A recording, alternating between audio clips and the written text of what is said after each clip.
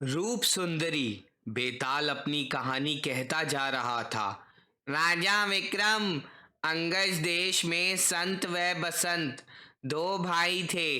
बसंत बड़ा था और संत छोटा। दोनों बहुत सुंदर नवयुवक थे। दोनों में आपस में बड़ा प्यार भी था। दोनों का हमेशा साथ रहता था। दोनों का भ्रातृ प्रेम लोगों के लिए प्रसन्नता और कौतूहल का विषय था। दोनों भाई प्राय साथ साथ घूमने भी जाया करते थे। एक बार उद्यान में घूमते हुए बसंत की नजर एक सुंदरी पर पड़ी। वह अपने होशो आवास खो बैठा। क्या देख रहे हो भैया? संत ने अपने बड़े भाई से पूछा। कुछ कौन है ये परम सुंदरी? सुनो राजा विक्रम, दोनों ही भाई उस पर मोहित हो गए।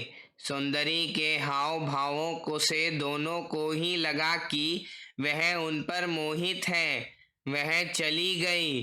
दोनों इधर उधर चक्कर काट कर यह पता करने की कोशिश करने लगे कि वह सुंदरी कौन थी।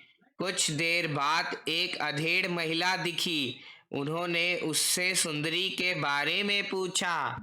वह महिला उन दोनों का आशय समझकर मुस्कुराती हुई, कल उद्यान में इसी समय पर आना, यहीं पर मिलेगी।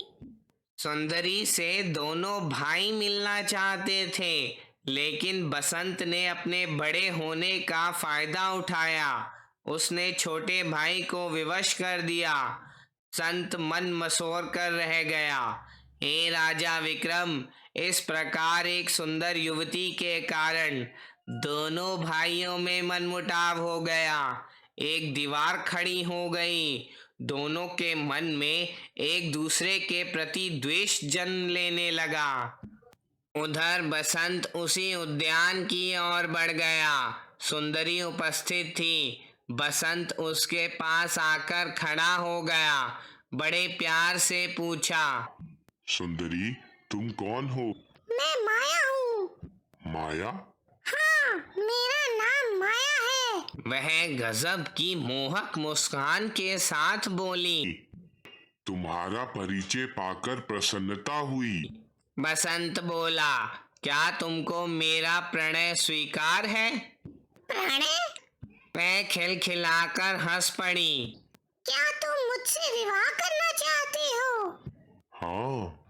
पर मेरा यह रूप बनावटी है, देखो। और सुनो राजा विक्रम, परम सुंदरी एक साधारण रूप रंग की युवती बन गई। बोली, एक विशेष लेप लगाने के कारण मैं परम सुंदरी हो जाया करती हूँ। यह लेप एक ऋषि ने मुझे दिया है। जब तक कोई मुझे स्पर्श ना करेगा, मेरा रूप बना रहेगा, पर स्पर्श करते ही मेरा वास्तविक रूप सामने आ जाएगा। तब क्या तुम मेरे साथ रमण कर सकोगी? बसंत देखता रह गया। उसका बदला रूप बस देखकर बसंत का मन टूट गया। उसका सारा स्नेह और प्यार हवा हो गया। वह चुपचाप वापस लौट आया। संत बड़ी बेकरारी से उसका इंतजार कर रहा था। बसंत को एकदम निराशा में देखकर वह दौड़ा हुआ पास आया। क्या हो गया भैया? बसंत ने एक ठंडी सांस ली और बोला। कल तुम हो आना।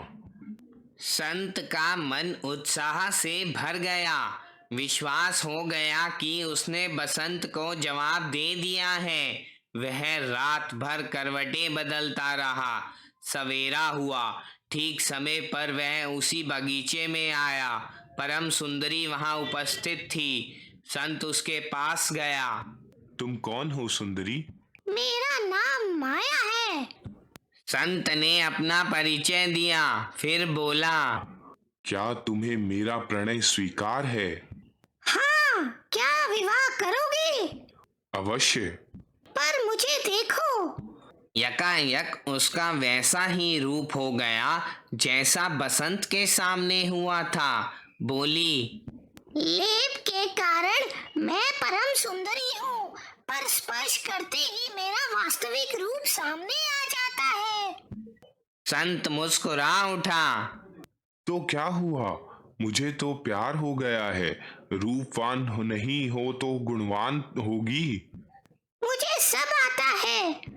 पति को परम संतुष्ट रखने के उपायों के साथ साथ मैं कुशलतम गृहिणी भी हूँ। मैं तुमसे विवाह करूंगा। संत ने अपना विचार ना बदला। वह युवती तब संत को अपने घर ले आई। अपने माता पिता से संत का परिचय बताया। माता पिता मान गए। संत प्रसन्न होकर वापस आया। उसने बसंत से कहा। मैं उससे विवाह कर रहा हूँ। बसंत को आश्चर्य लगा। पूछा। सब समझ लिया ना? हाँ। वह साधारण औरत है, लेप लगाकर रूपवती बन जाती है। मालूम है भैया। बसंत को आश्चर्य लगा। पर हे राजा विक्रम, संत विवाह कर उस रूपवती को ले आया।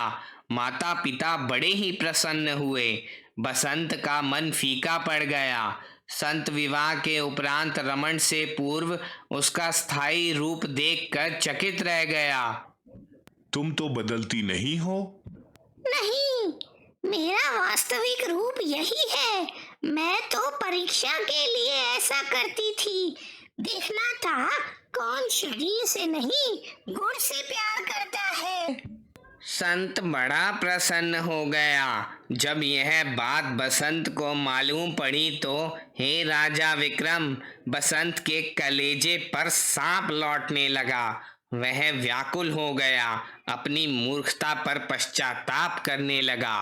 राजा विक्रम, बसंत ने रूपवती को बलपूर्वक पकड़ लिया। रूपवती शोर करने लगी। तभी संत आ गया। उसने अपने बड़े भाई की यह हरकत देखी तो उसके क्रोध का पारावार न रहा। उसने तुरंत तलवार निकालकर बसंत का सिर काट डाला। हाहाकार मच गया। सब संत को धिक्कारने लगे। बड़े भाई का सिर काट डाला। लोग आश्चर्यचकित थे।